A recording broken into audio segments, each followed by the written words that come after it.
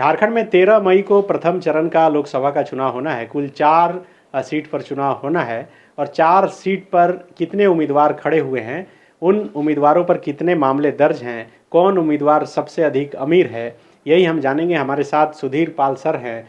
ADR, election watch और मंथन युवा संस्थान मिलकर हर साल जो है वो कैंडिडेट की एक रिपोर्ट तैयार करती है, ताकि आप जब वोट देने जाएं आपके सामने जो उम्मीदवार हैं उस उम्मीदवार के बारे में आप अच्छे से जान सकें।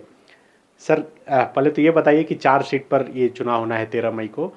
फर्स्ट चरण का नॉमिनेशन पूरा हो गया, अब चुनावी प्रक्रिया में सब कोई जुट गए हैं। कितने उम्मीदवार खड़े हुए हैं और क्या कुछ खास निकलकर इस बार रिपोर्ट में आया है? इस बार के विधानसभा का जो प्रथम चरण का चुनाव झारखंड में 13 मई को जिसके लिए मतदान होगा, कुल 45 उम्मीदवार, जिसमें पॉलिटिकल पार्टीज के भी उम्मीदवार हैं, निर्दलीय मिला के कुल 45 उम्मीदवार मैदान में हैं। खास बात ये है कि इस चुनाव में जो 45 उम्मीदवार खड़े हैं उसमें से 20%, इसका मतलब कि लगभग 9 उम्मीदवार ऐसे हैं जिनके खिलाफ गंभीर किस्म के आपराधिक मामले हैं। और गंभीर किस्म के आपराधिक मामले जब हम कहते हैं तो इसका मतलब होता है कि ऐसे मामले जिसमें सजा 5 साल या 5 साल से ज़्यादा की अवधि की सजा होती है। दूसरा, ऐसे मामले जो महिला प्रताड़ना से जुड़े हों, ऐसे मामले जो राजद्रोह या इस ढंग के मामले से जुड़े हों। तो ऐसे कुल 9 प्रत्याशी हैं जिनके खिलाफ इस ढंग के मामले हैं। तो ये 9 जो हैं ये निर्दलीय हैं या किसी बड़े पार्टी से हैं? इसमें निर्दलीय भी हैं और पॉलिटिकल पार्टीज के लोग भी इसमें हैं। अगर दूसरे स्तर पर हम देखें तो इसको इस ढंग से कह सकते हैं कि खूंटी से भारत आदिवासी समाज, शायद यही नाम है, बबीता कच्छप जी हैं, जिनके खिलाफ कुल 2 मामले हैं और आईपीसी की 6 धाराएं उनके खिलाफ जो है लगी हुई हैं। और इंटरेस्टिंग ये है कि इनके खिलाफ राजद्रोह का मुकदमा है। ये सबसे अधिक इन्हीं पर, बबीता कच्छप पर मामला दर्ज है? जी, सबसे अधिक मामले इनके खिलाफ ही दर्ज हैं और एकमात्र कैंडिडेट है जिनके खिलाफ राजद्रोह का मामला चल रहा है। ये शायद उस समय पत्थलगड़ी का आंदोलन वगैरह चल रहा है, वो होगा। आप लोग तो वो डिटेल नहीं निकाल पाए। हाँ, चूंकि हमारी सूचना का आधार इनके द्वारा जो ईसीआई को शपथ पत्र दिया गया है उसके आधार पर ही है। तो इस आधार पर हम लोगों ने जो रिपोर्ट जारी की है उसमें 9 ऐसे लोग हैं जिसको गंभीर किस्म की श्रेणी की अपराध वाली श्रेणी में है। उसमें बबीता कच्छप है, माधव चंद्र कुंकल हैं, बिहारी भगत जो इंडिपेंडेंट हैं वो हैं, परदेसी लाल मुंडा हैं, अर्जुन मुंडा जी भी हैं, अर्जुन मुंडा पर भी मामले दर्ज जी, सानिया उरांव हैं, सुखदेव भगत जी हैं, रामचंद्र भगत जी हैं, समीर उरांव जी। अच्छा, है ना। तो ये 9 लोग ऐसे हैं जिनके खिलाफ गंभीर किस्म के मामले दर्ज हैं। अब अर्जुन मुंडा जी की बात करें, सुखदेव भगत जी की बात करें या समीर उरांव जी की बात करें, तो इन तीनों लोगों के खिलाफ अगर आप देखिएगा तो 332 कहने का मतलब, आईपीसी की धारा 332 का मतलब ये हो गया कि सरकारी सेवक को काम करने से रोकना, उसको हानि पहुंचाना, क्षति पहुंचाना, है ना। अब चूंकि इसमें सरकारी काम में बाधा 332 हो गया कि उसको काम करने से रोकना, उसको हट करना, है ना, उसको क्षति पहुंचाना। तो 332 की धाराएं तीनों सुखदेव भगत के खिलाफ, अर्जुन मुंडा जी के खिलाफ और एक और कैंडिडेट किनका नाम लिया मैंने, समीर उरांव जी के खिलाफ। तो ये कहा जा सकता है कि पॉलिटिक्स में जो भी रहेंगे इस ढंग के मामले दर्ज होंगे, लेकिन आईपीसी इस आधार पर कोई भेदभाव नहीं करता है कि आपका इंटेंशन कैसा था, आप किसके लिए काम कर रहे थे, किस कॉज के लिए काम कर रहे थे। आईपीसी ये सब नहीं देखता है ना, वो तो अलग इशू है। तो हम लोग तो सिर्फ यही देख रहे हैं कि शपथ पत्र में आपके खिलाफ भारतीय दंड संहिता के तहत कौन कौन से मामले, ये हम लोग देख रहे हैं। तो पहले चरण के चुनाव में मुझे लगता है कि बबीता कच्छप ऐसी कैंडिडेट हैं जिनके खिलाफ राजद्रोह के भी मुकदमे हैं और जिनके खिलाफ जो है लोगों को भड़काने के भी मामले हैं और जिनके खिलाफ विद्वेष फैलाने का भी मामला है। कोई ऐसा कैंडिडेट है जिस पर कोई मामला ही दर्ज ना हो, ऐसा होगा? हाँ, चूंकि बहुत सारे कैंडिडेट हैं। नहीं, सारे लोगों का निकला हुआ है।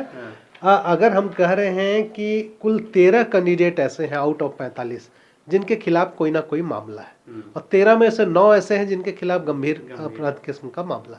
तो इसका मतलब कि 32 कैंडिडेट ऐसे हैं जिनके खिलाफ कोई मामला, कम से कम शपथ पत्र के हिसाब से कोई मामला उनके खिलाफ नहीं चल रहा।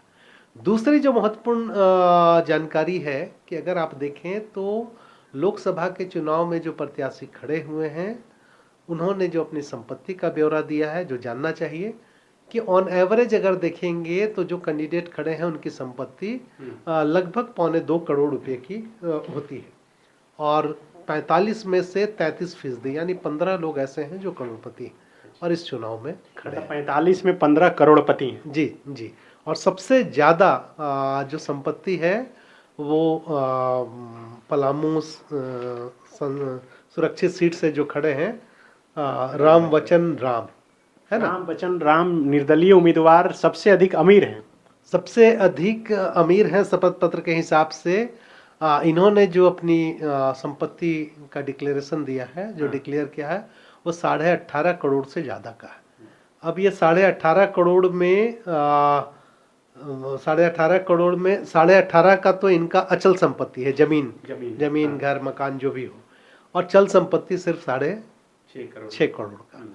अगर अर्जुन मुंडा जी का देखेंगे तो इनकी जो संपत्ति है वह 16.5 करोड़ से ज्यादा की संपत्ति है, लेकिन इनकी संपत्ति का ज्यादा बड़ा हिस्सा जो है चल संपत्ति का।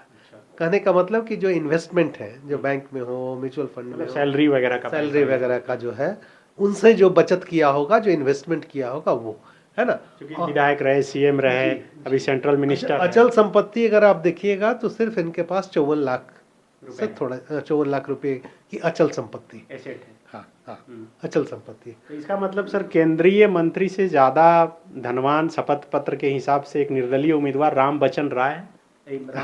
कम से कम शपथ पत्र के हिसाब से तो यही आंकड़ा है कि उनके पास केंद्रीय मंत्री से ज्यादा संपत्ति। तो इन्होंने बताया होगा शपथ पत्र में कि ये क्या काम करते हैं, कैसे इतना पैसा है। इनके शपथ पत्र में इनकी आय का जो स्रोत है वो सिर्फ खेती है, लेकिन इनके पास 13 एकड़ से ज्यादा की जमीन है, मकान है, और जिसका मार्केट वैल्यू इन्होंने 18.5 करोड़ रुपया बताया। मतलब खेती करके ये इतना पैसा कमाए, ये बता रहे हैं। नहीं, देखिए वो तो खेती करना तो आय में आ गया ना।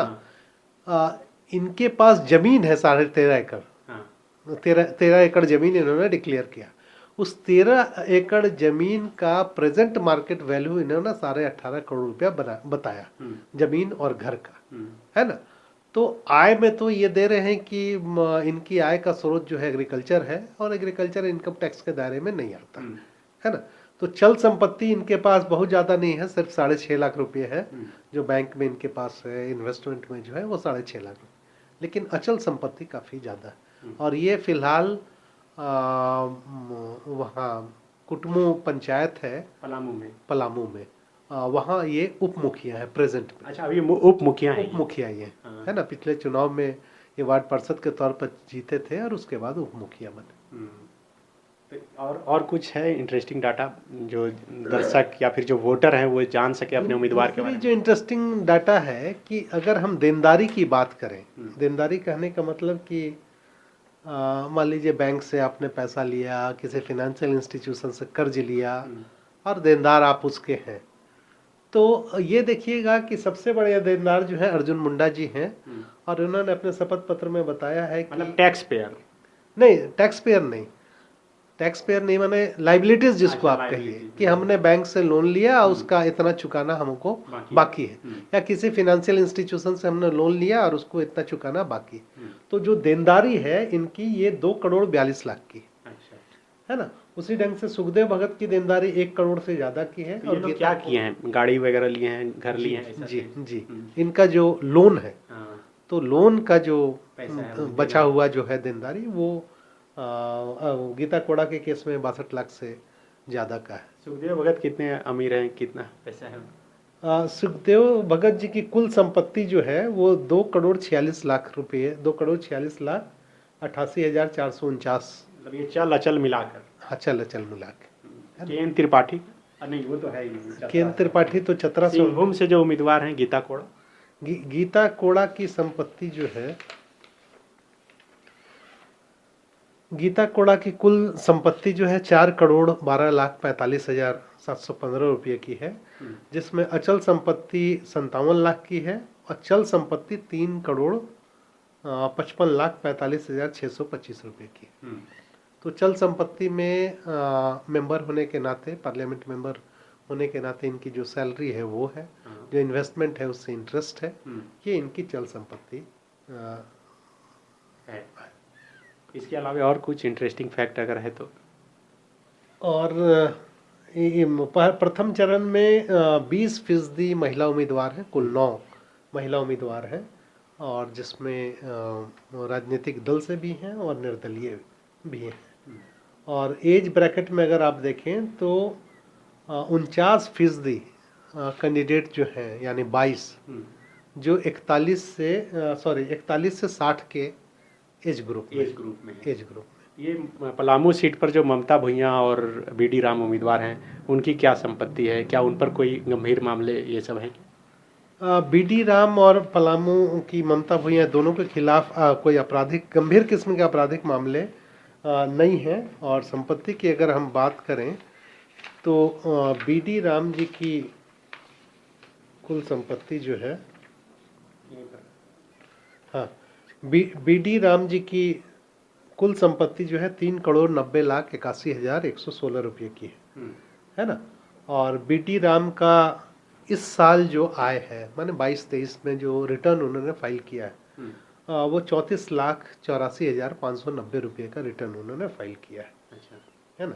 और इनकी कमाई का जो स्रोत है वो सैलरी है, बीजेपी तक रहे हैं जी, सैलरी एमपी होने के नाते, पेंशन है, रेंट है, और जो इन्वेस्टमेंट है उस पर इंटरेस्ट। ममता भुइयां का? ममता भुइयां जी पिछले 3 फिनेंशियल ईयर में कोई भी उनका आईटीआर नहीं था। इस बार 5 लाख कुछ का आईटीआर उनका है, और उनकी कुल संपत्ति जो है वो 1 करोड़ से ज़्यादा का है ममता भुइयां का, है ना। ये चमरा लिंडा भी नॉमिनेशन किए निर्दलीय प्रत्याशी के तौर पर। हाँ, चमरा लिंडा।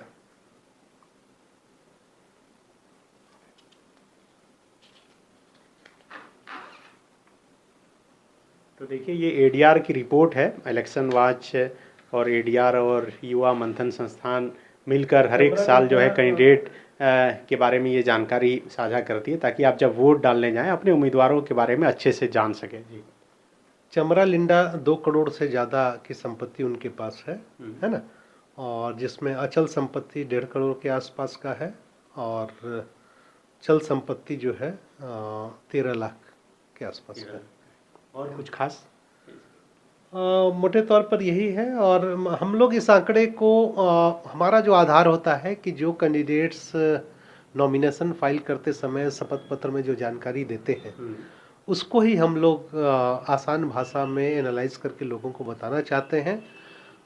चूँकि शपथ पत्र तो वो ईसीआई की वेबसाइट पर डालते हैं, आम लोगों को पता भी नहीं चलता है, तो आपके माध्यम से आम लोगों को हम लोग बताना चाहते हैं ताकि वो अपने कैंडिडेट को देखें और शपथ पत्र में जो उन्होंने लिखा है, संभव है कि वही उनके पास हो, संभव है कि शपथ पत्र में कुछ हो और एक्चुअल में कुछ हो, तो शायद जनता ये, और संभव इसलिए भी जनता को पूछना चाहिए कि अगर वो दोबारा एमपी के कैंडिडेट हो रहे हैं तो पिछले 5 साल में उनका कितना ग्रोथ हुआ है वो भी उनको देखना चाहिए, और उसके आधार पर अपने विवेक से निर्णय लेना चाहिए। तो बिल्कुल अपने विवेक के आधार पर आप मतदान करने जाइए, जरूर जाइए, लेकिन उससे पहले अपने कैंडिडेट के बारे में भी जान लीजिए। और यही वजह है कि सुधीर पाल सर जैसे लोग जो एडीआर से जुड़े हुए हैं वो हर साल ये रिपोर्ट साझा करते हैं। अगर और भी किसी उम्मीदवार के बारे में आप जानना चाहते हैं तो आप कमेंट करके बताइए, और सेकेंड फेज़ के जो उम्मीदवार हैं उनके बारे में जानना चाहते हैं तो फिर आगे जब प्रेस कॉन्फ्रेंस होगा तो हम ज़रूर बताएंगे। अगर आप पहले ही नाम बता दें कि किन के बारे में क्या जानना चाहते हैं तो ये भी हम लोग ज़रूर बताने की कोशिश करेंगे। शुक्रिया। एक और जानकारी हम साझा करना चाहेंगे। जो भी अपने प्रत्याशी के बारे जानना चाहें तो एडीआर ने एक ऐप लॉन्च किया है, माई नेता। तो माई नेता ऐप के माध्यम से जो भी इस चुनाव में कैंडिडेट खड़े हैं, अगर वो नॉमिनेशन उन्होंने फाइल किया होगा तो उनके बारे सारी जानकारी आपको मिल जाएगी। पिछले साल अगर पिछले चुनाव में खड़ा हुए होंगे तब उसकी भी जानकारी आपको मिल जाएगी। इसके अतिरिक्त और भी जानकारी अगर आप चाहें तो माई नेता ऐप के मार्फत आप हमेशा जानकारी ले सकते हैं। बिल्कुल, प्ले स्टोर से जाकर आप माई नेता ऐप भी डाउनलोड कर सकते हैं और वहां से सारी जानकारी हासिल कर सकते हैं। शुक्रिया। बायोम मेडिकल प्रिपरेशन का एकमात्र संस्थान जहां है complete digital classrooms, individual doubt counters, video lectures, student tracking system, library facility, 100% result oriented rankers batch, study package and class notes in PDF। Jharkhand के इतिहास में पहली बार नीट UG में 700 मार्क्स पार। 10th पास स्टूडेंट्स के लिए फाउंडेशन कोर्स और 11th पास student के लिए फ्रेशर कोर्स। 12th पास स्टूडेंट्स के लिए टारगेट कोर्स 18 अप्रैल से शुरू हो रहे हैं। Contact biome.